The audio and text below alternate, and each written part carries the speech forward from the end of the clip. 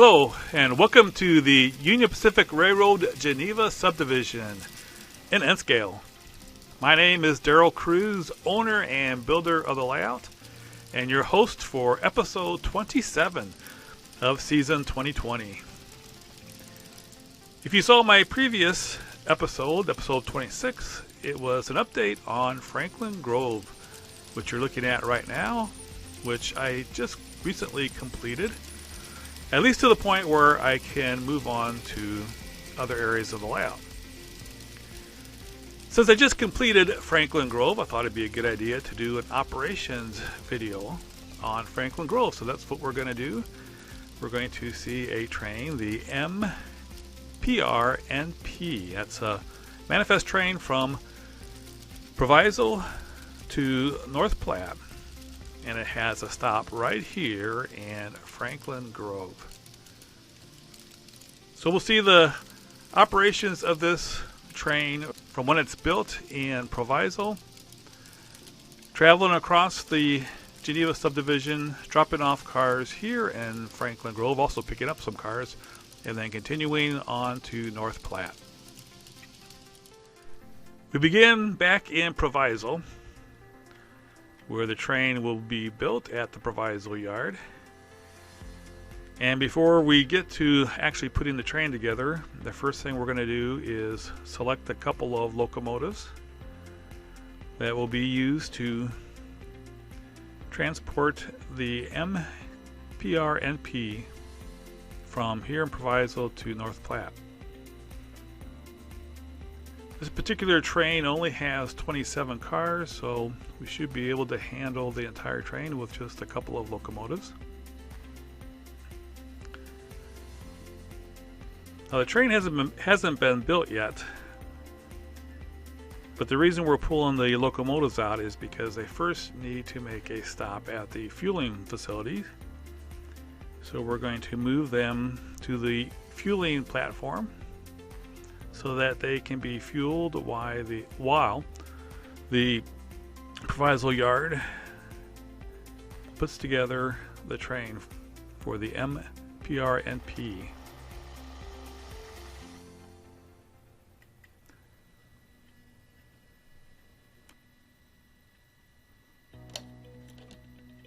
The two locomotives that are going to be used for this train are a C44-9 by Scale Trains. That will be the lead locomotive. And it is made by Scale Trains. As you can see, just the headlight is on, not the ditch lights. So while we're tooling around here in the engine facilities and around the yard, we don't need to have the ditch lights on, but we do need to have the headlight on for safety reasons. So locomotive 9687 will be the lead, and that is a C44-9 by Scale Trains. The second locomotive is 5714. That's an AC 4400, and it is by Cotto.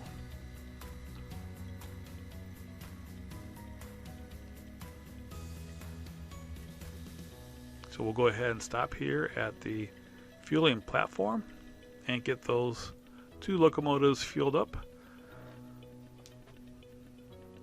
And while that's taking place, the yard crew will use a couple of locomotives to assemble the manifest train. Both of these locomotives are by Cotto. The one on the right is 3401. That's a SD70-2 snoot nose. Had been using that on the coal train, but I've relegated it to the yard, which I think would be more appropriate for that particular locomotive. And then the other unit is another SD70-2, the 3769.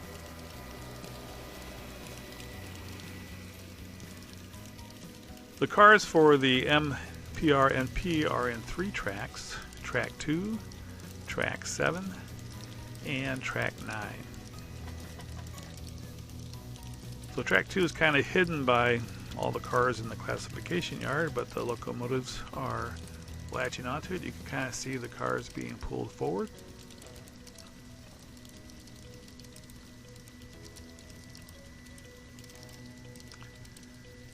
There was an auto rack train that just went through. When I do any kind of operations, whether it's yard operations or switching on the main line or at Global 3 or in Rochelle, I usually always have a couple of trains running on the main line just to kind of add some interest.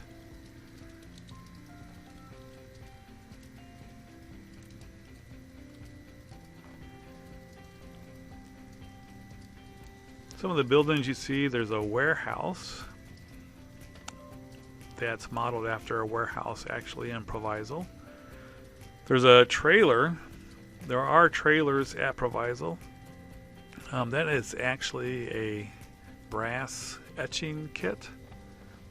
I'm thinking it's by Train Cat, but I'm not real sure. There's another office that's just a generic office that's not modeled after anything in Proviso. That's by BLMA, but it fits this location pretty good. And then you have the yard tower, which was or is modeled after the Proviso yard tower. And then back behind the yard tower is another office building, the main office building, and that is modeled after the Proviso office building. And then in the middle back, you can see a design preservation models building that again is just generic to fit that spot. So we have the cars from track 2, and now we're going to collect the cars from track 7.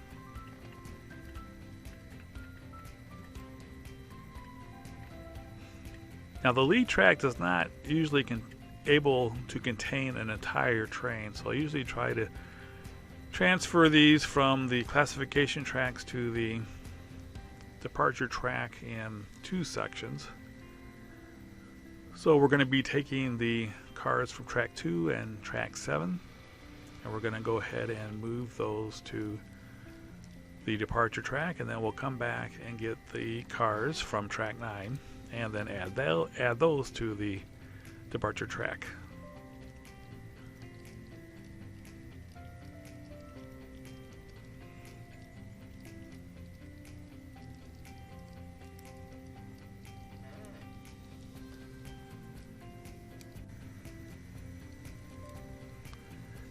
So the locomotives are crossing over from the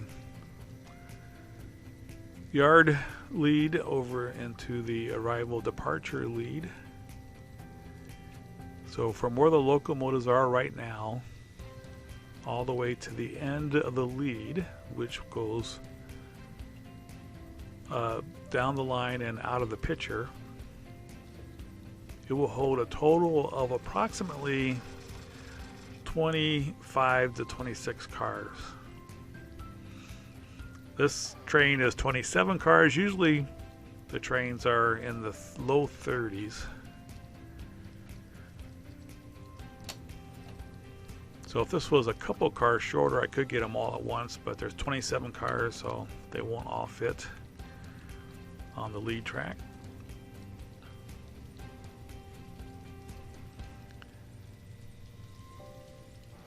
You can see the engine facilities there in the background.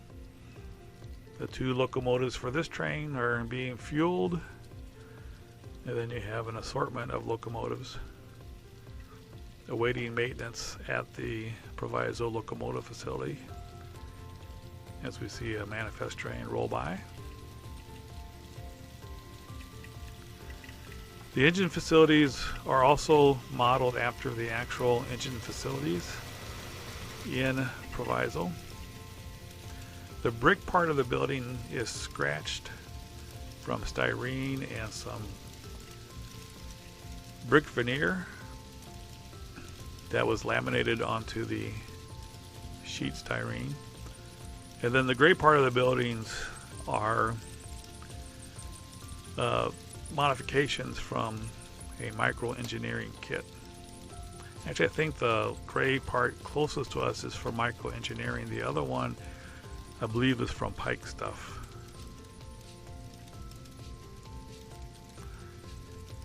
Alright, so the first two sections of cars are being backed into the departure track.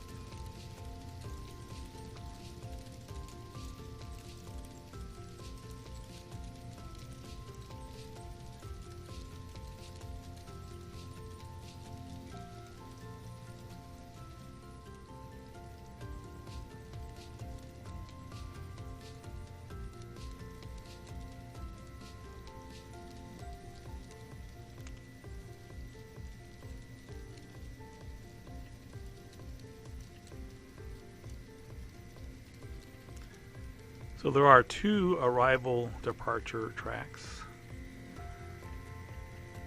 The cars presently are on departure track 2. The one next to it is departure track 1. So from the foreground to the background you have mainline track 2, mainline track 1, arrival departure track 2, and then arrival departure track 1. And then beyond that is the classification yard lead. Alright, we're going to go ahead and go back and get the last section of cars.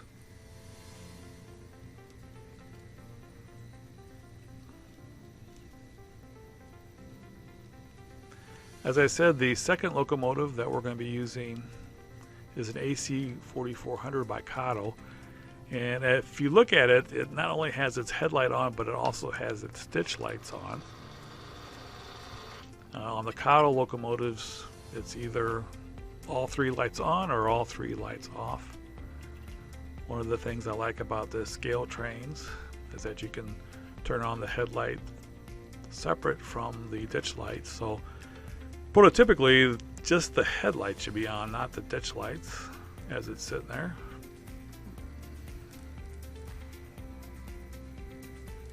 Haven't gotten around to actually modifying any of my Cotto locomotives to make the ditch lights separate from the headlights. That's something I'll do way down the line if I ever get to it.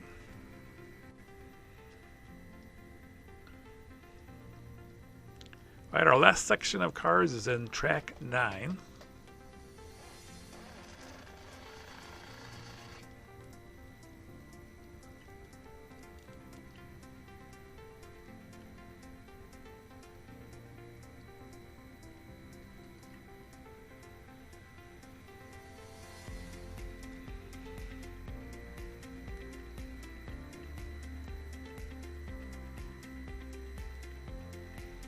There are a total of 9 classification tracks, so it's on the very last one.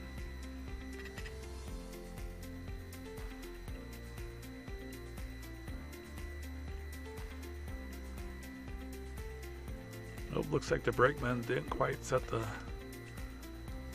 couplers. Try this again.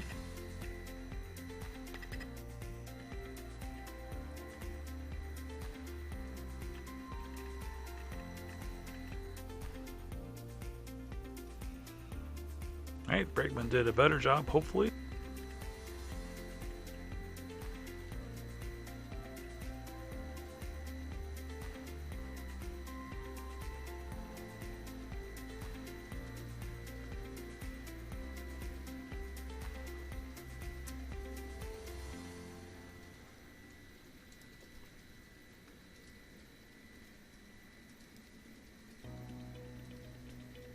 Now we're putting this section of cars on last so that it will be in the front of the train, because 3 of the cars, the ADM, that's the third car there, and then the Omnia car, the white one, and then the TILX, those 3 cars are going to be dropped off at Franklin Grove. So the yard crew will always put any cars that need to be dropped off along the main line at the head end of the train. That way the brakeman does not have to walk the full length of the train in order to do the switching on the main line. So the brown car does not get dropped off. The Union Pacific car does not, but then the next three, so it's a third, fourth, and fifth car, those three cars are going to be dropped off in Franklin Grove.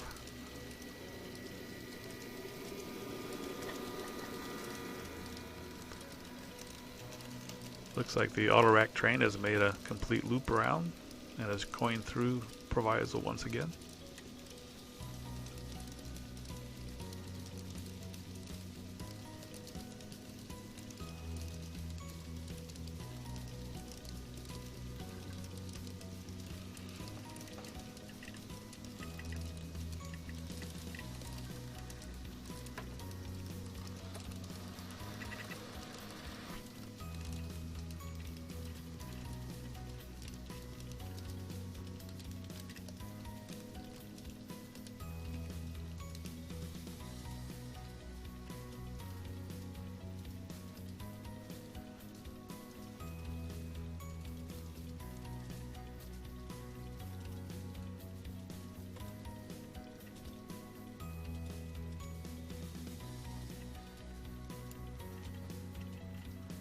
Alright, so we've coupled up to the other two sections, and we'll go ahead and push all of them then further into the departure track.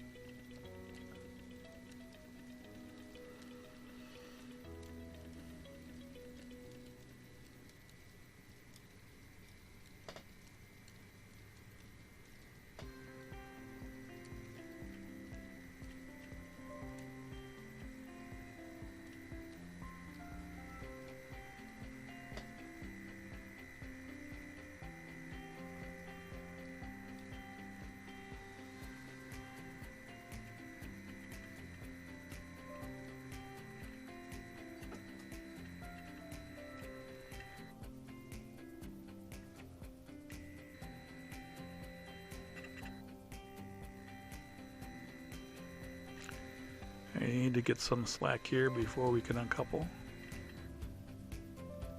Oh, still need more slack.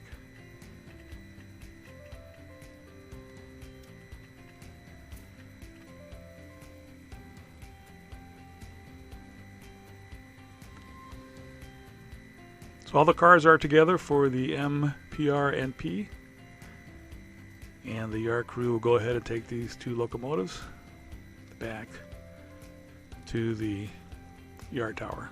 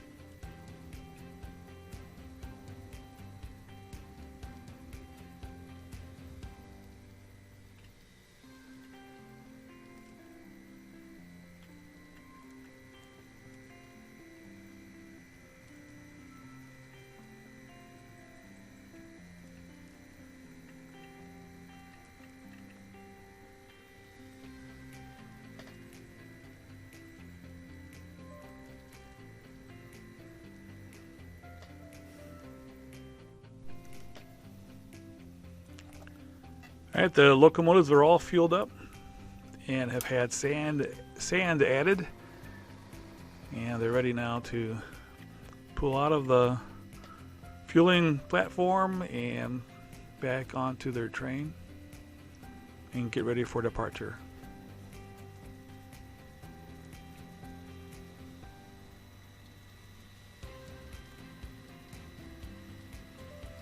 One other nice thing of the scale trains over the Cotto is that they come with the handrails painted and the steps, safety white stripes on the steps painted. On the Cotto, I do go ahead and paint the handrails, the safety white, by the stairs, but Haven't been able to do the steps very well, so I just leave those. Fox Valley also, and Atlas, also paint the steps and handrails. Cotto's the only one that does not do that. Maybe someday they'll make that switch.